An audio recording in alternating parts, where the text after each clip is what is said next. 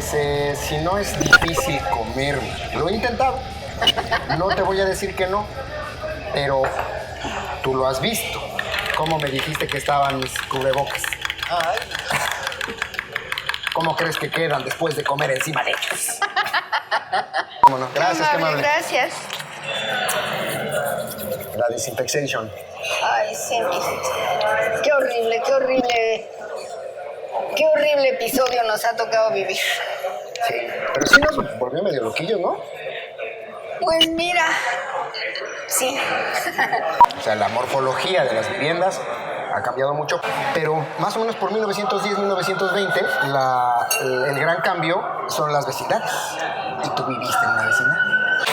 Bueno, pero esa era una vecindad muy especial porque no era la vecindad de patios, donde había incluso enfrente de la mía, había otra que esa sí era vecindad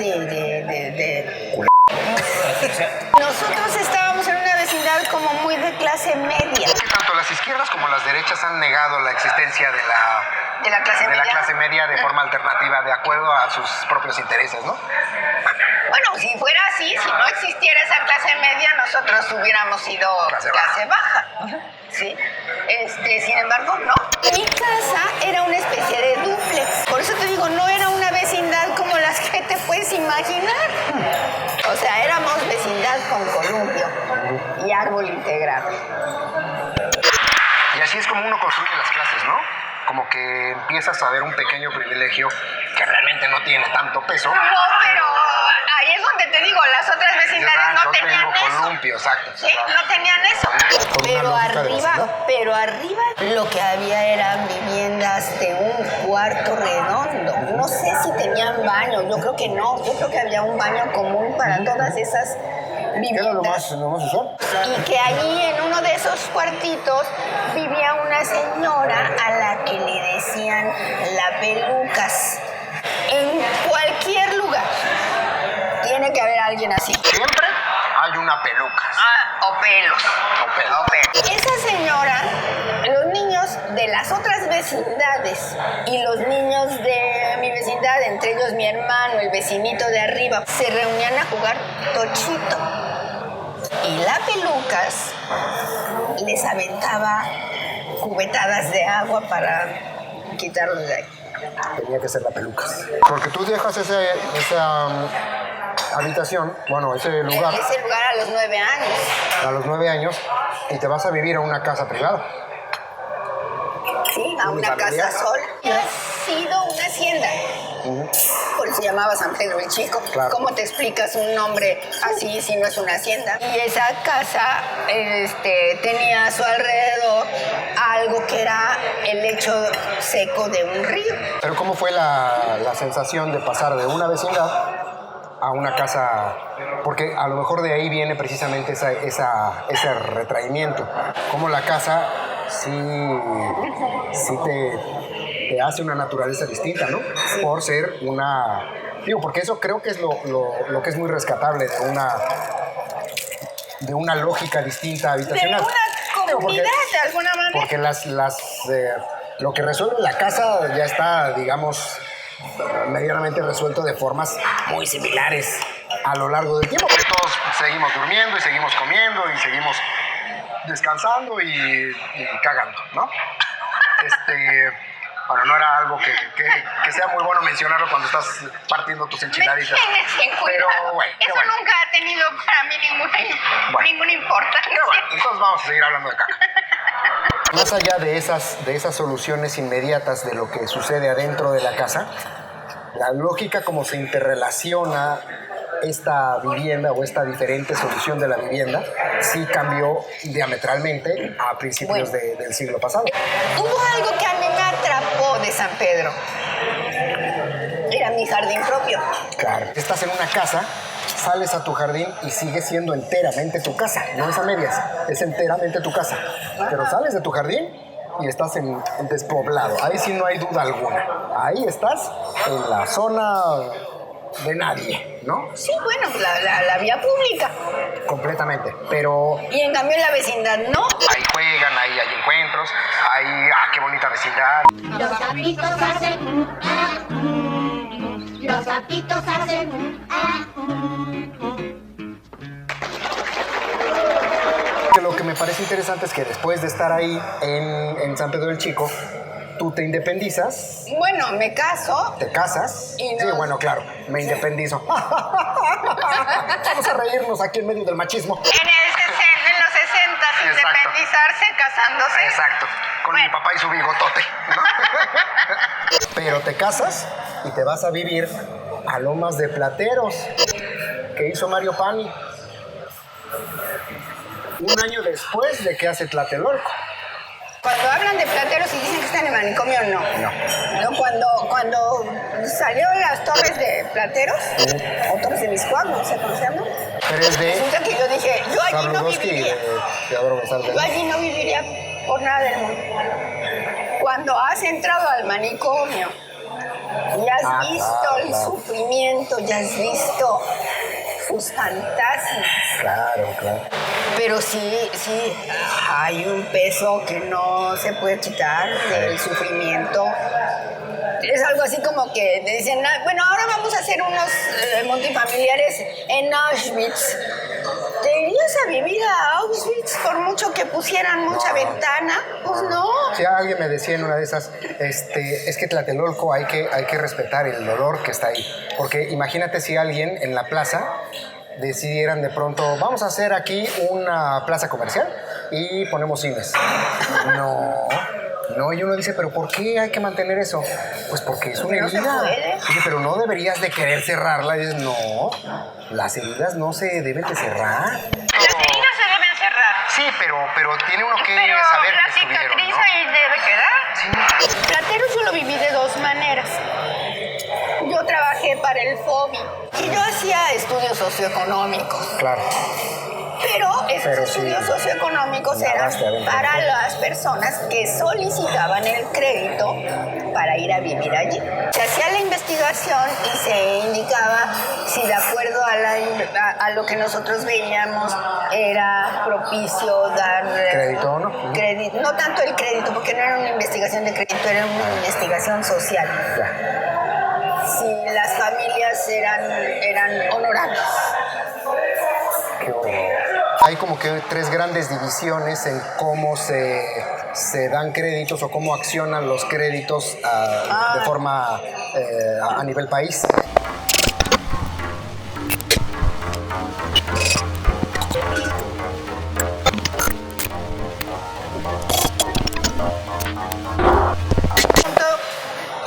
Y no sé en dónde lo leí eso, que decía, la gente trataba de sacar sus vidas de la vecindad y llevaron la vecindad a sus vidas. ¿Qué fue esos lugares? Es que no me parece tan descabellado pensarlo, porque finalmente es una forma muy parecida de transportar la vecindad hacia el otro sitio. O sea, tienes un multifamiliar, pero sales a un área común. Y lo que pasa es que esas vecindades eventualmente fueron tomando una nueva configuración, de la que Pani también fue uno de los grandes impulsores, dicho sea de paso, de los edificios de departamentos, que no existía tal cosa, sino a raíz de las vecindades que empezaron por especulaciones comerciales, pues empezaron a ser mucho más redituables el poner pues, más vivienda apilada y poner Bueno. a lo mejor menos urbanización necesaria, ¿no? Mi abuela se independiza yéndose a Villacuapa. Y fue la segunda en su edificio. Si Tlatelolco se estaba haciendo por ahí por 64, Villacuapa se hace en 67. Y en lugar de tomar las cosas buenas de Tlatelolco, que eran pues todos los desarrollos urbanos o todas las infraestructuras y equipamientos que venían aparejadas a un desarrollo urbano, ¿no? Aquí sí hacen un desarrollo urbano en una zona completamente despoblada. Pero sí Pero no debe había poner nada. escuelas. Yo pasaba también por el puente de Nonoalco Tlatelolco cuando era chica. Y se veía la ciudad perdida bueno, que le llamábamos Ciudad Perdida, pero pues eran barrios muy populosos y mal construidos y mal todo. Y las vías del tren, porque Claro. pues, ahí llegaban los talleres de ferrocarriles, ¿no? Ya cuando entré a la universidad, ya se veía la construcción. Yo sabía que habían intentado darles a los viejos habitantes, darles las viviendas más bajas, o sea, sí, eso es lo que dijeron. Pero... eso es lo que dijeron. Pero decían, incluso dicen que sí llegó a suceder, pero la gente no se adaptó, porque No sucedió nunca. nunca sucedió, ¿verdad? Por eso es que digo que es bien importante mantener la herida ahí, porque es un peligro cuando se oculta, cuando dices ya, no Sana, le hables, sana, no le hables de nada de esto, no pasó. La región más transparente de Fuentes. No me acuerdo si narra en algún momento el desalojo de los habitantes, porque sucede allí, una parte de la novela sucede allí. Sí se llega a hablar de alguien que logra con la revolución y la posrevolución, pues grandes Logra hacerse de su... así, grandes pues relaciones, Claro. y vivir en las lomas y todo eso, ¿no? Pues mira, muy interesante el tema porque la historia de Pani es todo un caso.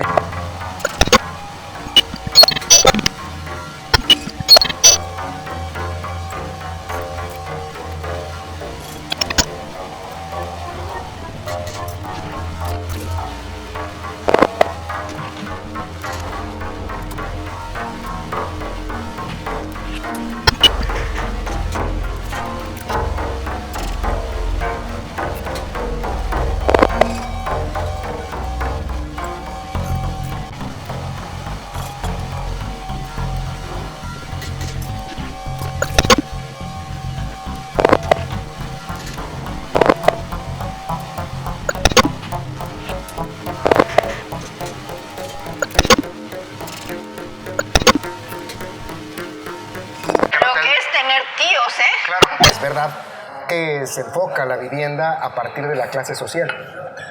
Pero más allá de que realmente sea la clase social que existe en la sociedad, es la clase social que construye la cúpula, que le conviene que existan esas clases sociales, y la construye a partir, no necesariamente porque sea un movimiento ideológico, desde luego lo es, pero que emana a partir de sus premisas económicas. O sea, ellos lo que quieren es hacerse de dinero. Después de haberte recluido tanto en tu casa unifamiliar, de pronto tener que tener deferencia con un vecino o oír los pasos del vecino de arriba. O que se inundara porque dejaba la llave abierta. Fue terrible. Me acuerdo que tu papá hizo de todo para poder entrar a cerrar esas llaves y sí logró, no sé por qué. No. Mi papá que- siempre fue muy solucionador de problemas, No, tu papá siempre ha solucionado rascándose problemas. los bigotes. Que es Plateros, pues es un lugar muy digno y que fue lindo y que pudo haber sido más lindo en otras circunstancias, pero que era para personas que estaban comenzando y que sí, a lo mejor había algo aspiracional, pero que todas las torres eran iguales, les cambiaba el color, eso sí. Se parecían un poco a las torres de satélite, ¿no? Una de azulito y a veces otra- era azul, a veces era rosa y a veces blanca, ¿no? Y en ese entonces, desde Plateros, desde la colina más alta de Plateros, que era donde vivíamos nosotros, se veía la ciudad maravillosa. Claro. Eso era la ciudad más transparente, la región más transparente. Esa era. Claro. Cuando salimos de allí, que fueron 2 años después, una cosa así, ya no se veía. Fíjate, tan rápido cambió la ciudad. Es que ha sido acelerada la forma en la que la ciudad se ha transformado.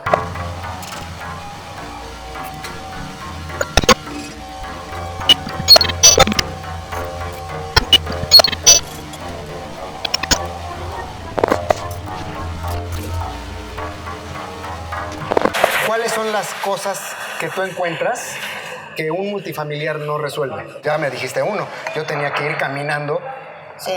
subiendo una loma, y después de haber subido la loma, súbete las escaleras. Ajá. Mal, o sea, eso es algo que Bueno, no está eran solucionado. escaleritas muy sencillitas. El peralte era muy bajito y anchos los escalones, entonces podía uno subir con el carrito más o menos bien, con el carrito del mandado. mandadito. Sí, las escaleras de Villacuapa pues, eran toda sí. una experiencia, Sí, sí. porque pues tu abuela vivía en el cuarto piso. Sí, no, era horrible. Y al principio, cuando Y para un empezó... niño de mi edad, sí, tenía yo que subir, cada escalón era un piso. Ay, pobrecito. Y luego en el tercer piso ya me hacías tus piernitas así y me levantabas los brazos. Y yo decía, Dios Y mío, yo ¿y con pie cómo plano, subo además. yo? ¿Y cómo subo yo? No me importa, eres mi mamá. No, sí, Yo me no te encanta. pedí nacer, cárgame. Pero bueno, esa es una necesidad que no está resuelta. Bueno, que no Sí. estaba resuelta en ese entonces, no del y todo. era todo, porque no había una panadería. ¿Cómo demonios piensas en un lugar de México que no tenga una panadería? Absolutamente, y fíjate, O una tortillería. Pero Villacuapa, pero sí tenía sus aritas comerciales muy sí, al estilo de pero Tlatelolco. que pues una cosa era Claro. la zona comercial y otra cosa es el centro comercial. Claro. El centro comercial yo creo que lo que hace es que se está aprovechando de lo que los centros comerciales o Sí. las zonas comerciales ya proveían. Pero dicen, aquí hay negocio, mejor vengo a comerlas. Pues sí, lo mismo en que pasó mandado, en ¿no? Villacuapa. Lo mismo que pasó en Villacuapa, exactamente.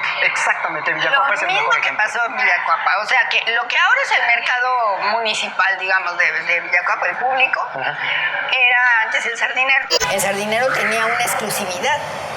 No se podían poner otros centros comerciales en los alrededores. Por eso tardó tantísimo tiempo No sabía yo eso. en aparecer Aurrera aparecer, y Suburbia. el Aurrera, en ese entonces Walmart después. Pero no fíjate, aguantaba. fíjate cómo Villacuapa sí resuelve, sí tiene un equipamiento que ya no hay.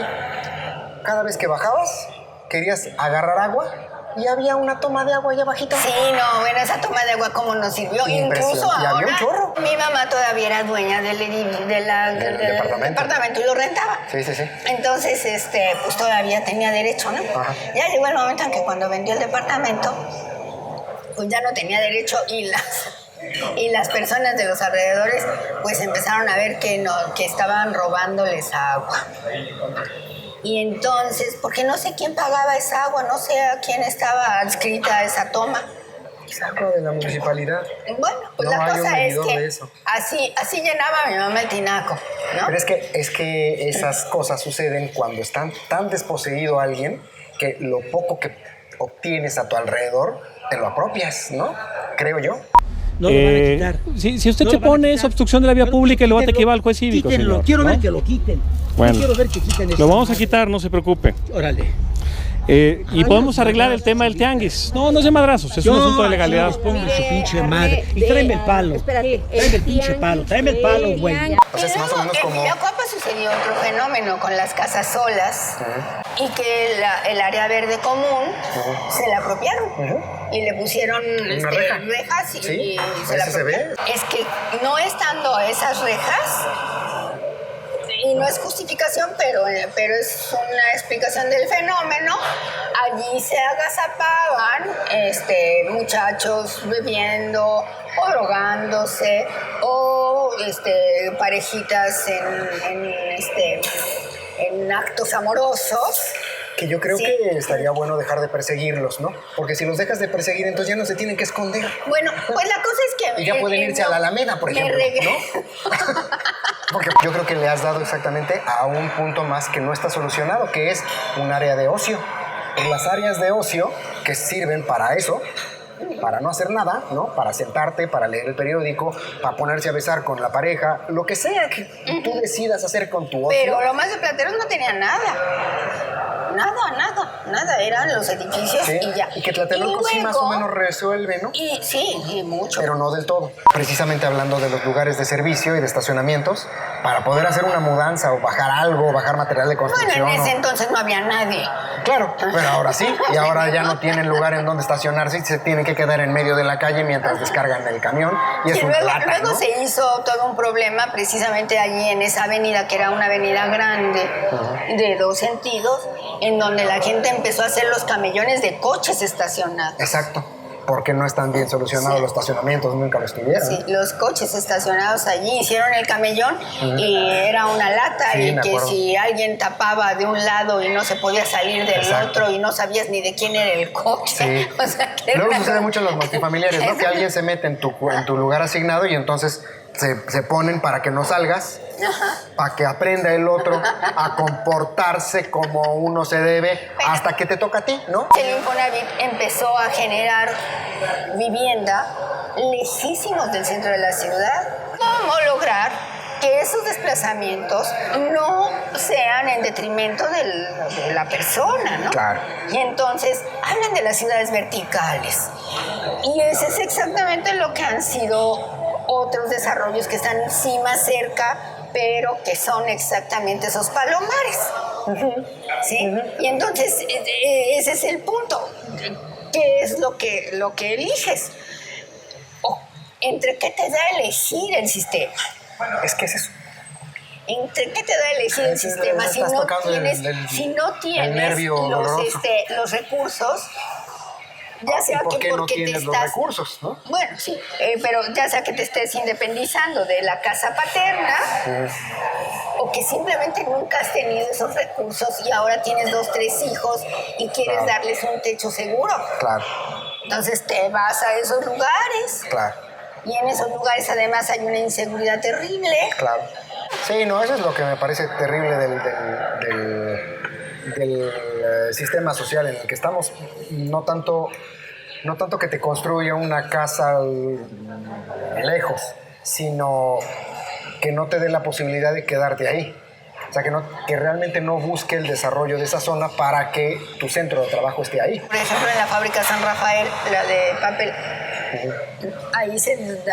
ahí existe la comunidad de San Rafael y ahí están las escuelas. El artículo 123 en algún momento tuvo que los grandes desarrollos fabriles tenían que tener sus centros Es habitacionales cierto. y la gente vivir en el lugar Claro. y tener todo allí. Pero pues eso casi parece de la tienda de raya. Exacto. Entonces, Es que siempre lo mismo que sucede siempre con las derechas, ¿no? Que dicen, pues sí puede ser bueno para ellos, pero ¿qué crees que yo también le puedo sacar mi juguito, no? El asunto es que si parte de la colectividad, la búsqueda de la individualidad, es ahí en donde hay una solución distinta. Que yo creo que era mucho esa lógica de las vecindades, ¿no? De que la gente estaba ahí colaborándose un poco. que también es el barrio, hay que entender esa parte del barrio que se perdió con los multifamiliares y que en algunos momentos se puede recuperar, ¿eh? Como que da cuenta esta del Castillo de la Pureza, esta película de Rifstein, da cuenta un poco de cómo es el deterioro de las condiciones de vida en una ciudad a partir de que él vende el veneno para ratas de tienda en tienda y de pronto llega a una tienda en donde ya se lo dejan de comprar, ¿no? Y eso lo ponen muy en paralelo a cómo se deteriora su propia vida, ¿no? Cómo sus ideas de la moral empiezan a ser cada vez más destructivas. Buena parte de los problemas que no soluciona la vivienda multifamiliar es precisamente eso, la individualidad. La individualidad de una persona que no tiene nunca la posibilidad de declararse como es, ¿no? Cuando te ponen a rajatabla, este es el multifamiliar y Bueno, tienes que acostumbrarte a que Es aquí está tu que vida. está el asunto de las tragedias interfamiliares. La violencia intrafamiliar en los espacios compartidos como un multifamiliar Claro, es terrible. es terrible. Tú eres psicóloga. ¿Por qué crees que se genera eso? No sé si se genera por la educación que hemos recibido. Era cómo debían ser educadas las personas, cómo una niña tenía que comportarse. Los niños tenían que ser siempre considerados. Claro, Siempre considerados, siempre amables con la mamá. claro.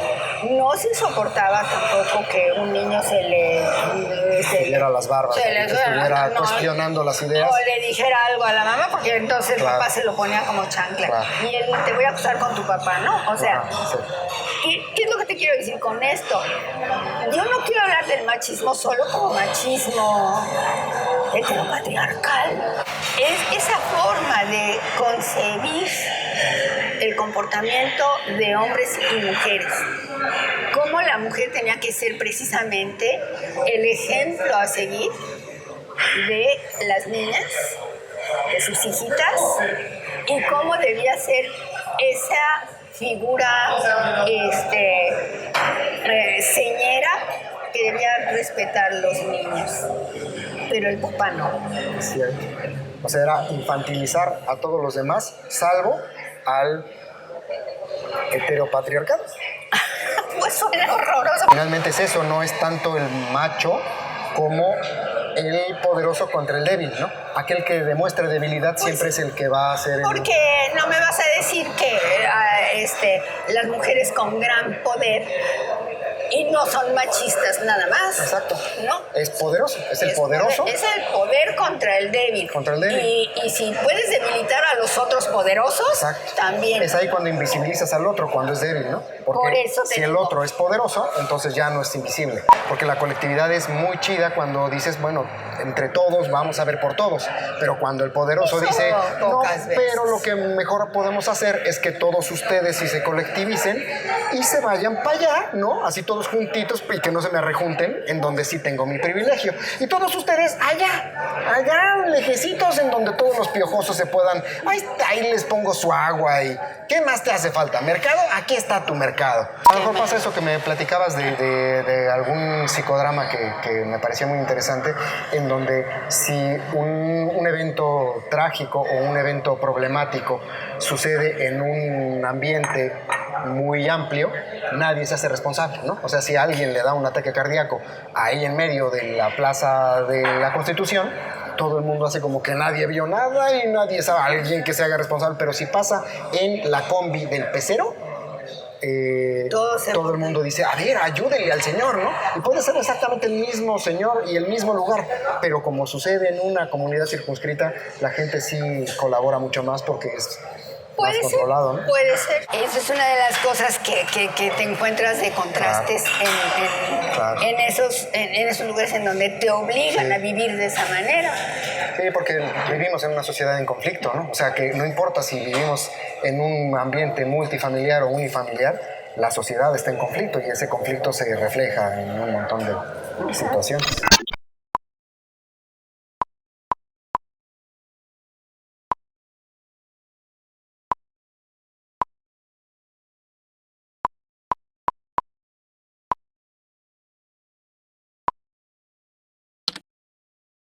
En realidad no sé quién gana la batalla.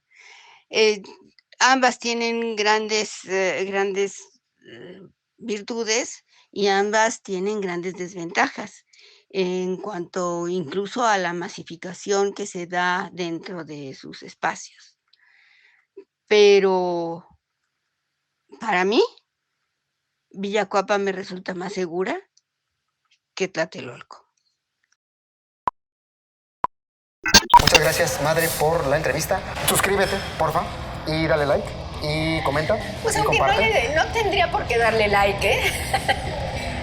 Y nos vemos en algo más, no sé si en alguna batalla, o en unas garnachas, o en un cafecito, o algo parecido. Pues nos vamos. Bye. Ya puedes apagarla. No. En algo la vas a cagar. Y quiero estar ahí para presenciar.